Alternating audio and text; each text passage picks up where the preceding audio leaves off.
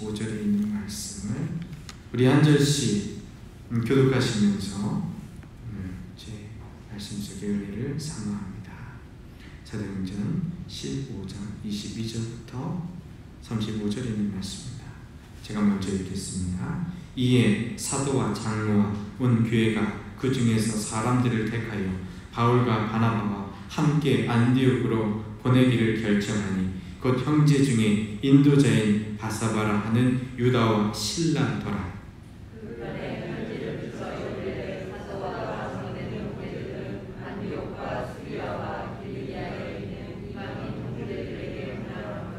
들은즉 우리 가운데서 어떤 사람들이 우리의 지시도 없이 나가서 말로 너희를 괴롭게 하고 마음을 혼란하게 한다 하기로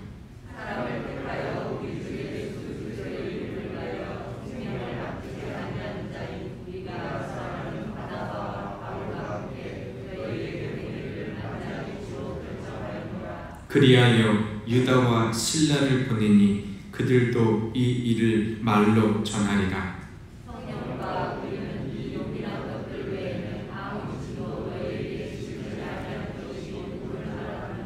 우상의 제물과 피와 목매어 죽인 것과 음행을 멀리할지라. 이에 스스로 삼가면 잘 되리라. 평안함을 원하노라 하였더라. 그들이 작별하고 안디옥에 들어가 우리를 모은 후에 편지를 전하니 읽고 그 위로한 말을 기뻐하더라.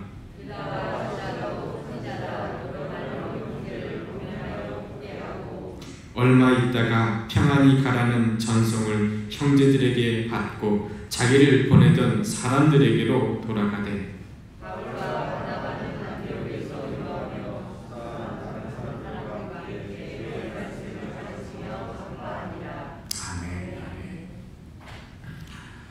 오늘 예배를 드렸는데 조금 더 은혜가 됐습니다. 우리 찬양하는 우리 형제님 열심히 했는데요. 사실은 예배를 시작할 때까지 전화했습니다. 왜냐하면 지금 컴퓨터 2대가 왜 그런지 작동을 안 해가지고요. 했던 거 다시 날리고 다시 하고 그러면서 오늘 무슨 은혜가 있으려고 이렇게 예배 준비하기가 쉽지 않지. 점심 때부터 준비를 했었거든요. 근데 저도 마찬가지였습니다. 제가 이제 한 분 한 분 오시는 분들을 위해서 기도도 드리고 실제 확인을 해야 되기 때문에 확인해야 될 책임자이기 때문에 명단을 작성을 해가지고 출력을 꼭 해놓곤 하거든요. 그런데 오늘따라 한 15분 전까지 출력이 안 되는 거예요. 분명히 이상이 없는데 이렇게 해보고 저렇게 해보고 안 되다가 오늘은 확실하게 이게 어려운가 보다 싶어가지고 있는데 그래도 기도하면서 갑자기 작동이 돼가지고 잘 올려놓고서 올라왔는데요. 이제 한 가지는 이 파워포인트가 얼마나 잘 작동되는가 봐야 될 것 같습니다.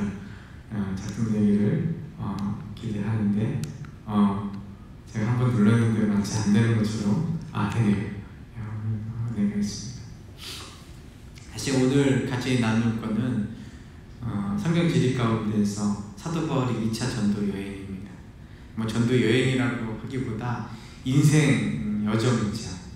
하나님 그를 어떻게 바꾸셨는지. 근데 제가 그 전도 여행 중에서 대미를 장식하는 그 마지막 그 말씀의 자리를 같이 이 자리에다가 적어놨습니다. 사실 엄청난 감동이 있습니다. 무슨 감동이 있냐면 일단 바나바라고 하는 레위 지파의 아주 훌륭한 믿음의 사람. 근데 그를 잘 품어가지고 그가 잘 품어가지고 결국 초대교회의 지도자가 된 이 바울 같이 그 발걸음들을 한 걸음 지나가는 모습. 근데 놀랍게도 바나바와 바울은 1차 전도 여행 때 너무나도 행복하게 시작을 하였지만 2차 전도 여행은 그렇게 할 수가 없었습니다. 이유는 뭐냐면 바나바의 조카인 우리 성경 마가복음을 지은 요한이라고 불리는 이 마가 때문이었어요. 바나바의 조카였는데 1차 전도 여행을 하다가 먼저 돌아가 버렸어요. 그 사건을 보고서 2차 전도 여행을 시작을 해야 되는데 그 2차 전도 여행 가운데 어떠한 일이 발생을 했냐 하면, 실질적으로 그 바나바와 또 바울이 나누어지는 그러한 일들이 발생을 하였습니다. 서로 힘이 다퉜거든요. 많이 다퉜습니다. 그런데도 주의 복음은 이루어집니다. 그리고 또 어떻게 이루어지느냐, 사실은 우리 신앙생활의 자리를 보면 다 같아요. 누군가 내 마음에 맞지 않는 집사님, 혹은 어떤 식구, 혹은 목회자나 성도의 사이, 사실은 우리 마음속에 있는 것은 하나님을 더 사랑하고 하나님을 더 의지하고 하나님 앞에서 주의 일을 하겠다고 열심히 해요. 그런데 어쩌면 이게 합력해서 선을 이루어야 되는데 선이 이루어지지 않고 가슴에 상처와 시험만 남을 때가 가끔 있어요. 그러면 주님은 일하지 아니하시느냐? 결단은 그렇지 않습니다. 주님은 일하세요. 그 갈등과 반목 가운데서도 보십시오. 우리나라 교회가 이렇게 많아진 가장 큰 이유 중에 하나가 무엇인가 하면, 많은 분들이 싸워서 교회들이 나눠졌어요. 물론 그 싸움 자체가 혹은 나누어지는 것 자체가 온전하고 하나님께 칭찬받은 일이다 라고 얘기하기까지는 어렵습니다. 그러나 이렇게 부족한 우리 죄 많은 우리의 삶의 자리를 통하여 하나님이 오늘도 일하시고 계신다는 것이 기적입니다. 가만히 생각해보면 여러 사람을 비교할 것이 아니라 나 한 사람의 자리를 잡아주는 것입니다. 사도 바울이 고백했듯이 오라 나는 공고한 사람이로다. 이 사망의 늪에서 누가 나를 건져내랴 라고 말할 정도로 하나님을 의지하고 따르고 싶은 마음도 있지만, 때로는 게으르고 무능하고 내 마음대로 주님을 거역하며 주 앞에 서지 않겠다라고 하는 내 내적 갈등과 모습 속에서 때로는 얼마나 회개하며 돌아올 때가 얼마나 많습니다. 그러니 이런 나를 바꾸셔서 주의 사람으로 만드시는 것 자체가 기적이고 능력이라는 것입니다. 사람에게 힘이 많은 것 같지만 여러분 그렇지 않습니다. 보시는 것처럼 감기 바이러스 하나만 우리 마음속에 온전하게 퍼져도 우리 아무것도 못하고 누워 열 벌벌 나는데 내 삶이 왜 이렇게 괴롭지 힘들지 라고 얘기하는 게 우리 모습입니다. 금방 마음속에 힘이 들고 어렵다가도, 제가 아까 우리 부대를 방문을 하다가 이제 한참 이제 저녁을 바라보는 우리 부대장 한 분이요, 삶에서 이제 자기가 저녁을 하면은 최선을 다해서 뭔가 하겠다라고 하는 거예요. 근데 감동 먹은 게 있대요. 감동 먹은 게. 뭐가 감동을 되지 뭐겠냐고 하고 하니까, 다른 얘기가 아니라 하루는 한 번도 그렇게 하지 못하다가 이제 시간들이 여유가 있고 또 이제 가정에게 좀 더 잘하고 싶은 마음에 휴가를 낸 그 어느 날 우리 아이를, 딸 아이를 학교까지 픽업을 아빠가 해줬다는 거예요. 그런데 쫙 가면서 아이가 이런 얘기를 했다는 거 합니다. 나는 아빠가 지금 이 자리까지 오신 것도 정말 대단하신 거라고 생각을 해요. 대대장으로 이제 마지막 이자 이렇게 또 하시는 그런 자리인데, 그런데 그 얘기를 듣고서 오는데 참 자기 마음속에 어떤 진급이나 앞으로 일해서 최선을 다하며 애써 나갔던 그 시간들, 그걸 주마등처럼 지나가면서 실제 마음속에 얼마나 고맙고 든든하고 아이에게 자랑스러운 아빠라고 느껴지는지, 그 아이에게 참 고맙다는 생각을 한다라고 그러면서 참 싱긋 웃으면서 저한테 말씀을 하시는데, 제가 충분히 느껴지는 거예요. 그러면서 마음속에 들었던 생각 중에 하나가, 그렇지 우리가 엄청난 것 때문에 삶이 즐겁고 행복한 것이 아니라 사랑하는 아내와 남편의 그 따뜻한 말 한마디와 배려, 때로는 자녀들의 그 웃음 속에서, 그 아이의 웃음 속에서 얼마나 힘을 내면서 어떠한 역경이든 헤쳐나겠다라고 하는지 모릅니다. 그게 우리의 삶의 자리입니다. 그런데 그런 우리에게 하나님께서 가장 확실하고 가장 온전한 구원의 진리를 우리에게 알려주셨습니다. 세상의 그 어떤 것으로도 행복하다라고 여길 수 없는 것, 천만금을 주더라도, 그 어떤 인기와 자리를 허락하더라도, 권력을 허락하더라도 그것은 감당할 수 없는 우리의 삶의 온전한 진리.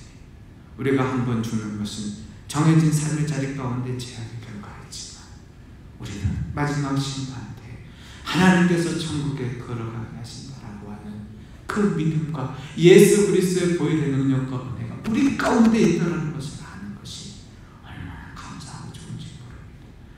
오늘 서론이 너무 긴데요, 조금만 더 얘기할게요.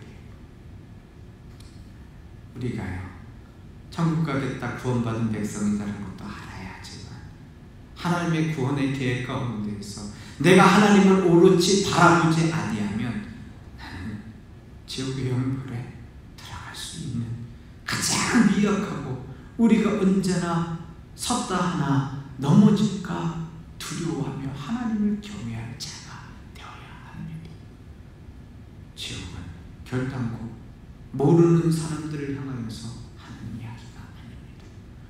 오늘 주님 앞에 나와서 예배하는 우리 심령 가운데 하나님께서 우리에게 주의 말씀을 어떻게 지키라고 하시는지, 어떻게 주님을 의지하며 나가라고 하시는지, 주의 말씀 속에서 내가 친정 주님이 이야기하신 대로 주여 주여 하는 자마다 천국에 가는 것이 아니라 하나님의 말씀을 행하는 자, 하나님의 말씀을 지키며 주의 말씀대로 행하는 자리 속에서 주님께서 오늘 이 순간에 이야기하고 있는 현실인 것을 알아야 합니다.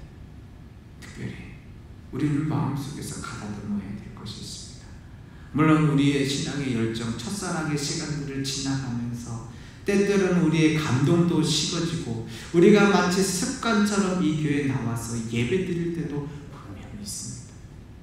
그러나 오늘날 교회 속에서 우리들이 명심해야 될 것이 무엇이냐면, 하나님은 오늘 우리에게 변화의 시간, 성장의 시간, 하나님께서 우리에게 감격스러운 예수 그리스도를 바라보며 그 예수 그리스도께서 오늘도 나를 이끌어 가시고 함께 하시는 놀라운 하나님의 나라가 확장되어 가는 시간들을 우리에게 요구하고 계시다는 겁니다. 우리 구역 식구가, 우리 함께하고 있는 내가 믿는 몇 사람이 나는 이대로 너무 좋으니 이 가운데에서 그냥 즐겁게 신앙생활하면 다 된다 라고 느끼는 것이 아니라, 오늘 나의 모습 가운데에서 예수가 계셔서 나의 삶의 자리 가운데서 예수 그리스도의 거룩한 영 성령님께서 함께 하시고 인도하여 주셔서 오늘 내게 다시금 회개케 하고, 다시금 주님이 주신 기쁨을 누리게 하고, 다시금 주님이 주신 평안을 알게 되고, 다시금 주의 말씀을 깨달아가면서 오늘 나의 지경을 넓히시고, 그 지경을 넓히시는 것은 땅덩어리 집 한 채 두 채 넓혀가는 것이 아니라 하나님께서 우리에게 허락하신 믿음의 지경, 주의 말씀 가운데서 우리를 변화시키고 우리의 가정 가운데서 기도함으로 말미암아 주님께서 이끌어가시는 능력과 권능을 행하는 그 지경을 넓어가시는 역사, 그것을 오늘도 이 자리에 바라보고 있고 의지하는 것입니다. 오늘 성경 말씀 속에 그 믿음의 지경이 넓혀져가는 놀라운 사건이 발생합니다. 그것은 뭐냐 하면 초대교회라고 하는 예루살렘 교회, 거기는 본질입니다. 그곳에서 예수님께서 죽으셨고 사흘 만에 다시 부활하셔서, 그리고 그들에게 약속하신 대로 오순절날 성령님께서 임재하심으로 말미암아 그곳에서 초대교회가 5,000명이 넘는 사람이 세워졌고, 그 자리에 믿음의 교회가 폭발적으로 성장하는 가운데 박해가 있고 어려움이 있어서 뿔뿔이 흩어졌지만 결국 그 자리 가운데서 본류를 버릴 수 없는 그 초대교회의 이 예루살렘 교회가 바나바와 바울, 이 두 사람을 그리스도인이라고 처음으로 불리어졌던 그 선교의 전축지 안디옥 교회에 오늘 말씀을 봤더니 유다와 실라를 보내며 더 이상 율법에 매어지지 않고 예수 그리스도의 거룩한 법, 성령님의 법으로 말미암아 교회가 온전하게 교회의 중심이 옮겨져 가는 것을, 그리고 이 옮겨져 가는 것을 편협한 자기들의 생각에 가득 잡혀 있던 그 골수 유대인들이, 그리고 별 볼 일 없이 힘없이 살아갔던 그들이 이방인들에게 복음의 문을, 예수 그리스도의 말씀에 순종하여 온전하게 그들의 기득권을 다 내려놓고 하나님의 일들을 같이 권하고 명하는 자리에, 그 역사적인 순간을 우리는 말씀 속에서 잠깐 읽은 겁니다. 자, 그렇게 해가지고 우리 2차 전도 여행이 어떻게 이루어졌느냐, 말씀이 잘 보이지 않는데, 보시면 1차 전도 여행 가운데 있었던 이 갈라디아 지역에서의 일들이 2차 전도 여행 가운데 이렇게 세워집니다. 네, 안디옥 교회가 나누어지죠. 어떻게 해요? 바나바와 바울로 사역의 자리가 나누어집니다. 그러나 하나님께서 이끌어 가셨던 것은 경험 많은 바나바가 아니라 별 볼 일 없을 것 같았던 바울. 왜 그를 사용하셨느냐? 그가 그의 핏값이 있기 때문에. 스데반을 죽인 그 핏값. 그래서 하나님께서 이방인을 위하여 결코 그는 전할 수 없었지만 주님이 전하시는 것을 알게 하시기 위하여 그 바울의 그릇을 통하여서 이제 그는 고향 다소를 거쳐서 처음 1차 전도 여행 때 갔던 여러 도시들을 가게 되는데, 그때 얻었던 제자가 바로 디모데입니다. 스데반의 모습을 쫓아서 사도 바울이 세워졌고, 사도 바울의 모습을 쫓아서 디모데 목사님이 세워졌고, 디모데 목사님을 통하여서 당시에 순교하였던 수많은 초대 교부들의 모습들이 세워졌다라고 성경의 기자들은 이야기를 하고 있습니다. 그리고 그들은 가장 복음을 전하려고 했던 땅이 어떠한 땅이냐면 바로 아시아라고 하는 지역이 있습니다. 네, 하나님 막으셨어요. 하나님께서 막으시고 그들을 어디로 이끌어 가셨는가? 드로아의 환상을 통하여서 바로 헬라 지역의 문명의 중심이었던 북쪽에 있는 이 마게도냐와 남쪽에 있는 아가야라고 하는 지역에서 복음을 전하게 되었고, 그 복음에 흥황할수록 그가 가는 것은 감옥이었습니다. 그러나 그 감옥에서 또 하나님은 역사하시고 바울과 실라의 기도 속에서 역사하시는 하나님은 결국 신도시였던 데살로니가 지역까지 이끌어 가셔서 하나님의 일을 하는 것을 알게 하시고, 다시 이제 주의 복음의 여정들이 흘러내려와서 이 밑에 지방인 아가야 지방, 그 아가야 지방의 가장 유명한 도시는 고대 아테네입니다. 성경에 있는 단어는 아덴이고요. 이곳에서 복음을 전하는 것이 결국 다시 또 신도시가 되는 이 고린도까지 이르러 복음의 열정들이 이루어졌던 것이 2차 전도 여행의 전반부가 되겠습니다. 자, 지난주에 간단하게 그 기간을 말씀을 드렸는데요. 2차 전도 여행이 확실한 기간이 언제냐면 AD 51년입니다. 왜냐하면 사도행전 15장부터 18장 말씀을 보면 그때 아가야의 갈리오 총독이 이제 부임을 했다라고 얘기를 하고 있거든요. 근데 고고학적으로 갈리오 총독이 부임했던 것이 밝혀졌습니다.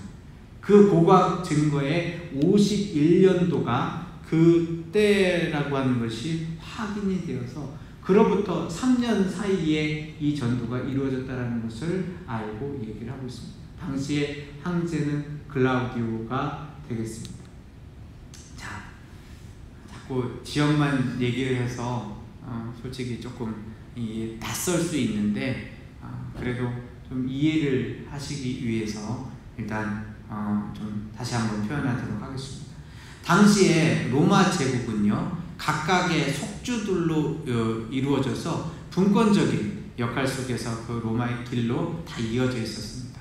그 중에 그 넓은 지역을 어떻게 표현을 했냐면 지금 보시는 이 진한색이 실질적으로 그 넓은 그 지역을 가리킵니다. 자, 예루살렘을 포함하여서 이 유대 지역, 갈릴리 지역은 어떤 주에 속해 있었다라고 혹시 말씀을 드렸는지 기억이 나십니까? 맨 위에 있는 수리아주입니다.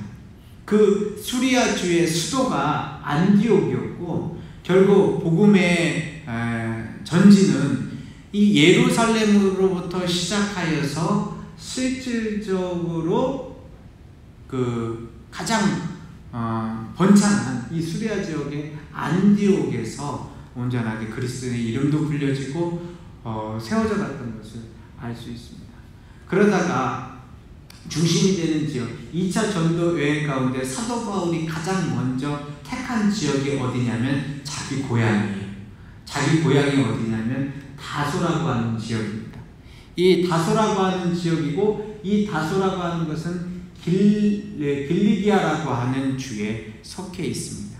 그러나 거기에서 복음을 전하는 것은 이제 그가 본래 고향 지역에 가서 목회가 시작이 되었을 때 것을 후속 작업을 하는 것이었고, 실제 목회는 어떠한 자리에서 이루어졌냐 하면 1차 전도 여행 때 복음의 능력이 이루어졌던 이 갈라디아 지역을 다시 한번 신방함으로 말미암아 실제 일들이 이루어졌습니다.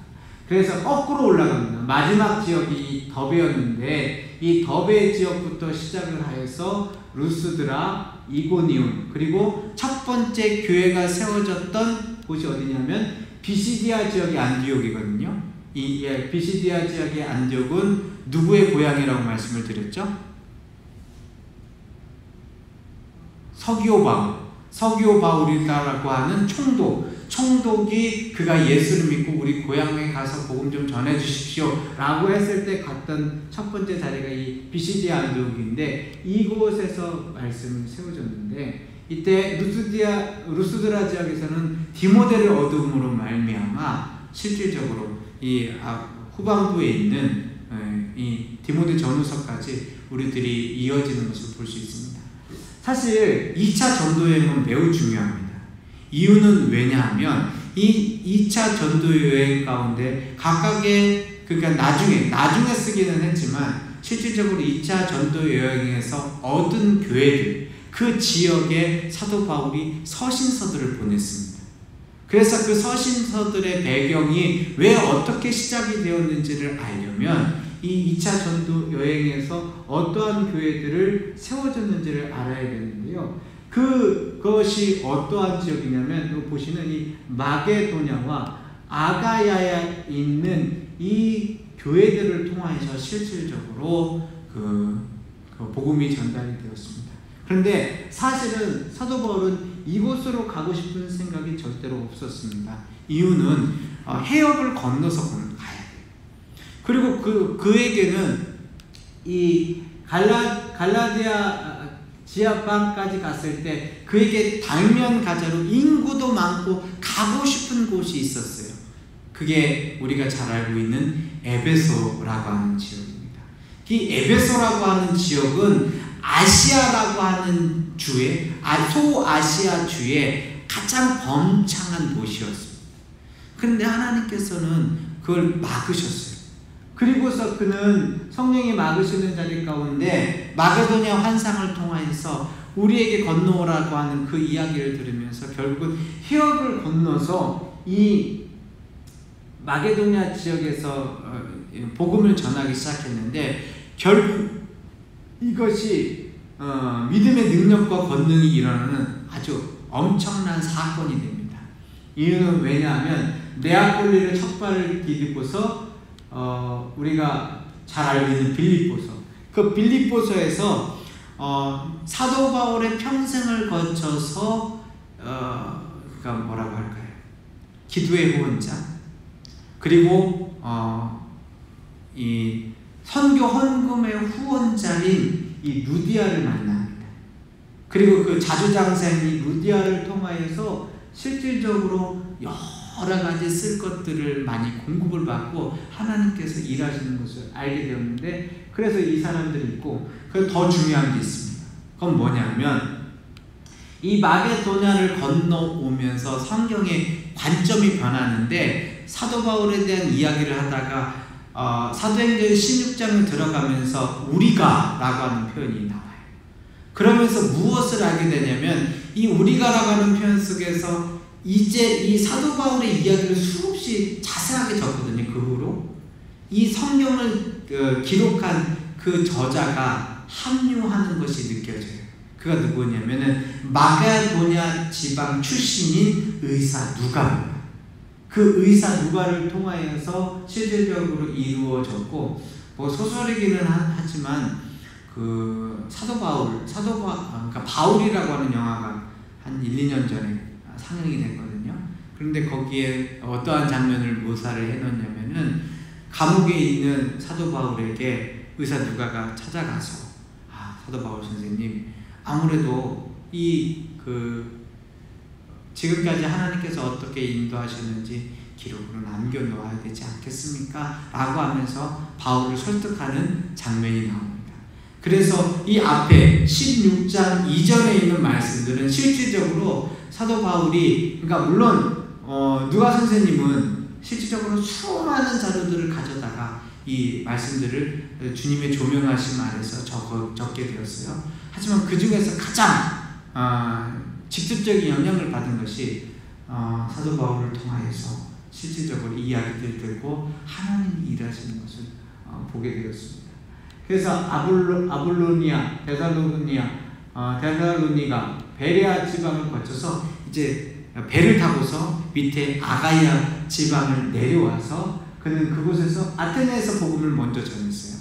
아테네에서 어떻게 복음을 전했느냐? 너희가 수많은 신을 믿고 있는데 그 중에 알지 못하는 신을 믿고 있지 않니? 그게 바로 히브리의 신인 바로 하나님을 가리키는 것이 아니겠는가? 라고 이야기를 하는 장면을 우리가 볼 수 있는데, 실질적으로 복음의 열매가 맺기는, 사실 아테네 지방은요 굉장히 우리가 알다시피 똑똑한 지방이고요, 원래 이 근본이 있는 지방입니다. 근데 이 근본이 있는 지방에서는 오히려 그 철학적인 배경과 역할들이 가득 채워져 있었기 때문에 하나님을 더 잘 찾고 믿을 수 있을 것 같은데 그렇지는 않았습니다. 그리고 예수를 정말 안 믿을 것 같은, 예수를 정말로 따르지 않을 것 같은 가장 타락하고 가장 별볼일 없고, 그러나 경제적으로 가장 풍요한 곳이 어디냐? 이 고린도 지역입니다. 당시에 가장 욕 같은 이야기가 있습니다. 그건 뭐냐면 너 고린도 사람 같은데 라는 얘기였어요. 왜냐하면 고린도 지역은요 동성애를 비롯하여서 성적으로 너무 문란하고 실질적으로 살 수 있는, 그러니까 뭐 세상적으로는 살 수 있어요. 세상적으로는 너무 편안하게 잘 살 수 있어요. 그런데 교회는 경건을 잃어버릴 수밖에 없고, 실질적으로 그래서 사도 바울 선생님이 이 고린도 교회를 향해서 편지를 3번 썼습니다. 우리가 학자가 얘기하기를. 근데 그 세 번의 편지 가운데서 2개가 남아있는 것이 고린도 전서하고 고린도 후서거든요. 그만큼 힘들고 어려운 가장 문제 많은 교회가 세워진 곳이 이곳인데, 그곳에 복음의 능력이 세워지고 이 갱그레에서 지역을 지나서 이제 다시금 되돌아오는 그러한 일들이 있습니다. 시간이 많이 되었기 때문에 좀 자세한 얘기들을 생략을 하고, 요거 한 가지만 좀 말씀을 먼저 드리고 지도를 보고 오늘 이야기를 마무리하도록 하겠습니다. 북쪽에는 마게도니아 지역입니다. 헬라 지역. 근데 마게도니아 지역에서 가장 유명한 왕이 있죠. 헬라 제국을 통일했던 사람이 누굽니까?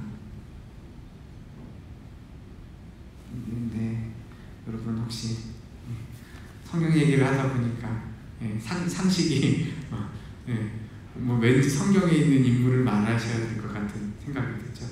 알렉산더 대왕이 마게도니아 지방 출신이에요.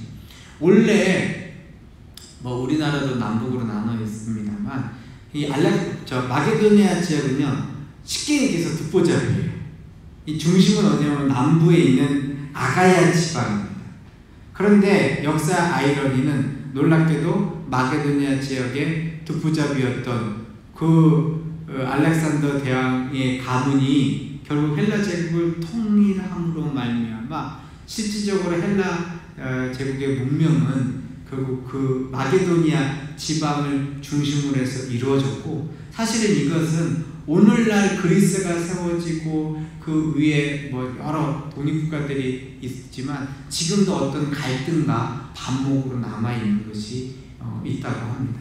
근데 그 마게도니아에 있는 북부 지역에서 가장 유명한 도시가 바로 이 빌립보와 데살로니가라고 하는 도시입니다. 이렇게 생각하시면 딱 편해요. 빌립보는 구도시예요. 예, 구도시고 데살로니가는 신도시예요.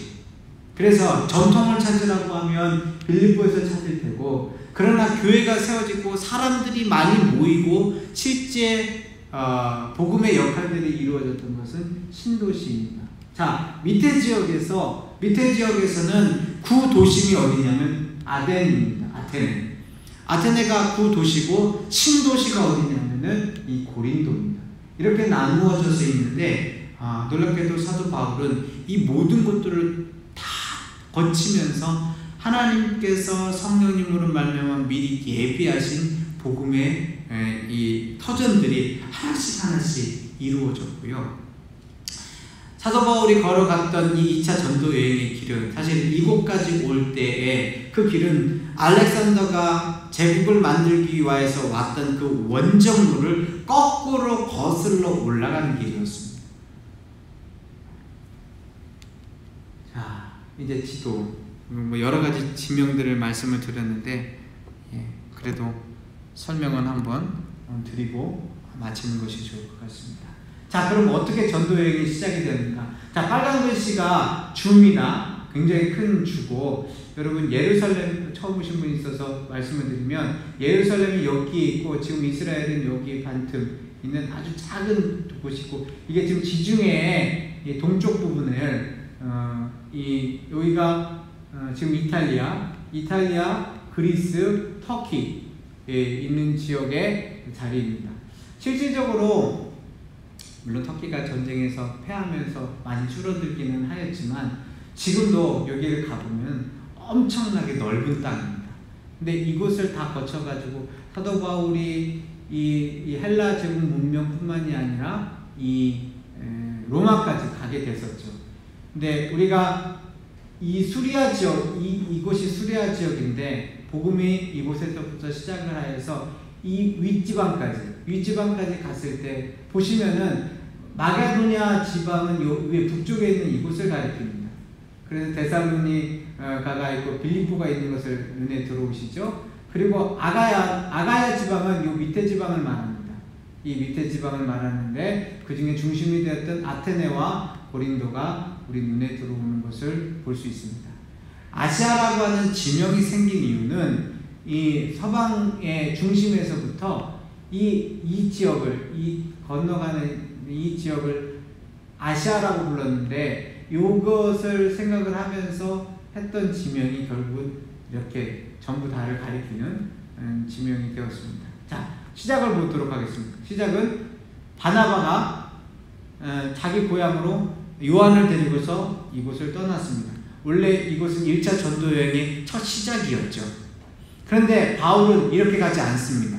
어디로 가냐? 자기 고향 여기 다소입니다. 다소를 거쳐서 어디로 가냐? 바로 더베 지역으로 갔습니다. 그리고 1차 전도 여행은 살라미와 서교 바울을 통하여 이곳을 거쳐서 이렇게 올라가 가지고 이 더베 지역까지 갔다가 다시 거꾸로 돌아온 게 1차 전도 여행이었는데, 2차 전도 여행의 사도 바울의 모습은 이곳에서 더베를 통하여서 또 갔던 곳을 한 번씩 신방합니다. 어떻게 해요? 루스드라에서 디모데를 얻고 이고디온까지 가고 거기에서 비시디아 안전까지 간 다음에 이제 마음은 어디를 향했냐면 이곳이 아시아 지역이에요. 이 아시아 지역에 보면 유명한 곳 많습니다. 예를 들어서 에베소, 그리고 골로새, 그리고 버가모, 뭐 이런 지역이 있어요. 그런데 이 지역을 가려고 생각을 했는데 결정적으로는 이곳을 가지 못하고 이 드로아라고 하는 지역까지 가게 되었습니다. 이유는 뭐냐면 하나님께서 아시아를 가는 것을 막으셨어요. 그래서 이 무시아를 거쳐가지고 비두니아 지역에 복음을 전하려고 했어요. 근데 이것도 예수의 영이 막으셨어요. 그러다 보니까 어디까지 흘러오게 됐냐면 이곳까지 흘러오게 됐고, 여기에서 마게도니아 지방의 사람들의 환상을 봅니다. 여기까지 건너와서 복음을 전해달라고 하는 환상을 보고서 결국은 건너갑니다. 어떻게 해요? 네아폴리로. 그리고 네아폴리에 이르렀다가 빌립보에 가서 감옥에 갇히게 되죠. 그렇지만 주 예수를 믿으라, 그리하면 너와 내 집이 구원을 얻으리라고 하는 그 간수를 붙잡고서 그 자결하려고 하는 그 가정을 하나님의 가정으로 바꾼 그 사건이 일어났던 곳이 바로 이곳이고요. 여기에서 데살로니가까지 가서 거기에서 넓은 저작거리에서 복음을 전하는데, 놀랍게도 이곳에서부터 사람들이 몰려옵니다. 왜요? 사도 바울을 잡아 죽이려고, 돌멩이로 쳐 죽이려고 쫓아오는데, 그는 이곳에서 피하여서 이 베레아 지역에 가서 말씀을 전합니다. 제자들을 양성을 했고요. 그러므로 말미암아 성경을 아는 사람들이 넓혀져 가게 됩니다. 시간이 지나서 이게 3년의 시간이잖아요. 그 3년의 시간 가운데 이 아테네에 올라가서 아레오바고에서 복음을 전하는 사도 바울의 모습과, 거기에서 자리를 옮겨서 이 고린도에서 복음을 전하는데, 이때 누구한테 복음이 전해가느냐? 갈리오 총독이 이곳의 고린도에서 이 아가야 지역의 총독으로, 이곳이 이제 수도니까, 수도는 이 밑에 아가야 지역은 고린도고, 이 마게도니아 지역은 이 데살로니가가 수도입니다. 이곳에서 사람을 얻고, 그는 잠깐 원래 마음이 어디가 있었다고 했어요? 에베소에 있었다고 했죠. 그래서 에베소에서 잠깐 들렸다가, 우리가 본 장면이 이 장면인데요. 예루살렘 가이사를 거쳐서 예루살렘에 왔다가 그 회의를 거쳐서 다시 수리아 지역의 이 안디옥으로 돌아가는 것이 2차 전도 여행의 전 여정이 되겠습니다. 여기에 재미난 몇 가지 사건만 간단하게 표현할게요. 일단 사도 바울이 어떠한 길을 이용을 했느냐? 당시의 로마 제국의 모든 길은 로마로 통한다라고 하는 그 길을 통하여 복음이 이루어졌습니다. 또 하나는 보시다시피 이 헤로들 배를 타고서 잘 돌아다녔어요. 그런데 이게 사실은 당시에 굉장히 치안이 안정되어 있었기 때문에 가능한 일입니다. 이 안에 수많은 해적들이 있었는데 이것들이 로마 제국이 되면서 전부 다 소탕이 되었어요. 그래서 이러한 헤로드를 사용할 수 있게 되었습니다. 자, 여기에서 왜 하나님께서 에베소 지역의 말씀을 2차 전도 여행 가운데 허락하지 않으셨을까요? 참고적으로 3차 전도 여행에서는 집중적으로 하나님께서는 이 아시아 지역을 전도하게 하십니다. 이 에베소를 비롯하여서. 왜 그랬을까요? 성경학자들이 추정을 하기는 이렇게 말을 합니다. 당시에 더 이상 바나바는 같이 함께하지 않았고, 나중에 합류하기는 하지만 결국은 가장 복음의 기초적인 사람들을 데리고 갔어야 돼요. 예를 들어서 디모데, 그리고 의사 누가, 처음에 데리고 갔던 것이 유다와 실라. 그런데 예수 그리스도의 복음을 잘 아는 사람은 그나마 돌아온 이 사울이라 불렸던 바울밖에 없습니다. 초보자들을 데리고서 이 지역을 가면서 여기에 복음을 전하면 이 에베소 지역이 정말 유명한 게 있습니다. 그거는 바로 이 헬라 지역의 7대 불가사의 중에 하나라고 여기는 아데미 여신의 신상.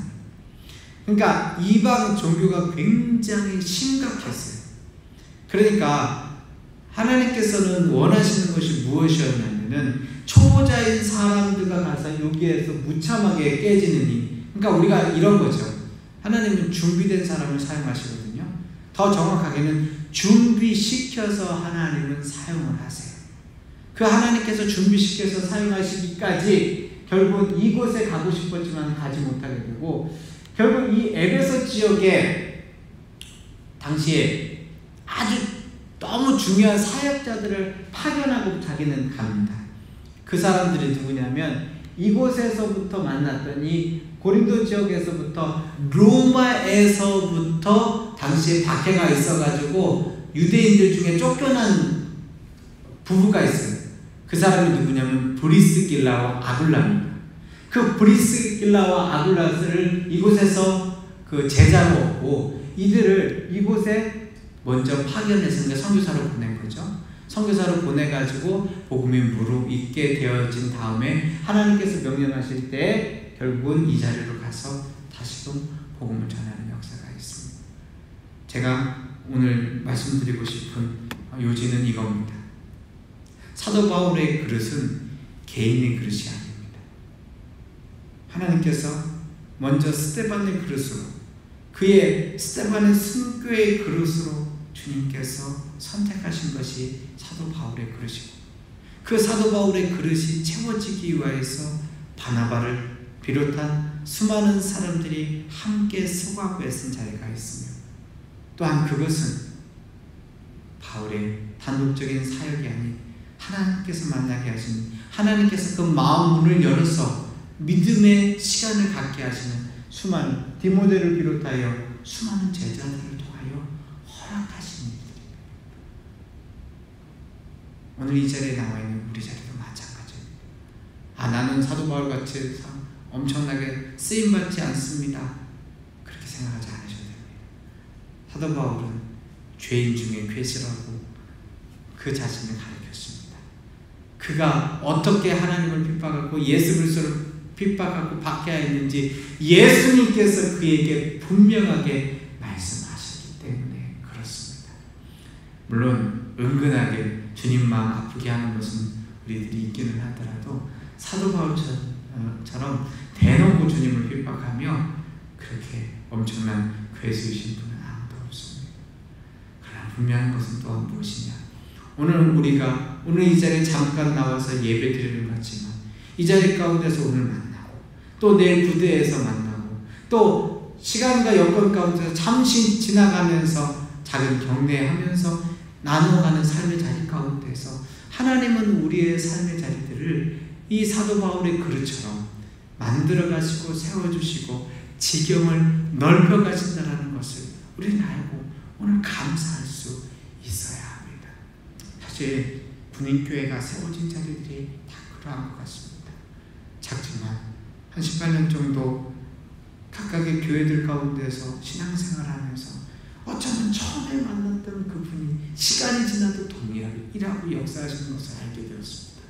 처음에 주님 앞에 별 볼 일 없었던 신앙도 시간이 지나면서 얼마나 하나님께서 성장시키시고 그 과정을 아름답게 사용하시는 것을 알게 되었습니다. 여기에 군복을 입고 계신 분들은 다 아실 겁니다. 1년 차에 머무시는 분은 아무도 없습니다.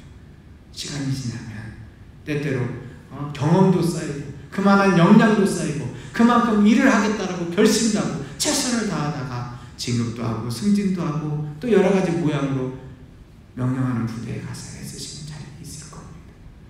우리 신앙은, 그리스도의 삶은 마치 군인의 삶과 같습니다. 물론 하나님의 나라 가운데서 진급하는 것이 어디 있겠냐라고 하겠지만 우리 믿음의 지경은 갈수록 높여 가십니다. 우리의 진급은 뭔지 아십니까? 신앙의 진급은 무엇인지 아십니까? 믿음의 영적인 자녀를 재생산하는 것이 여러분 진급입니다.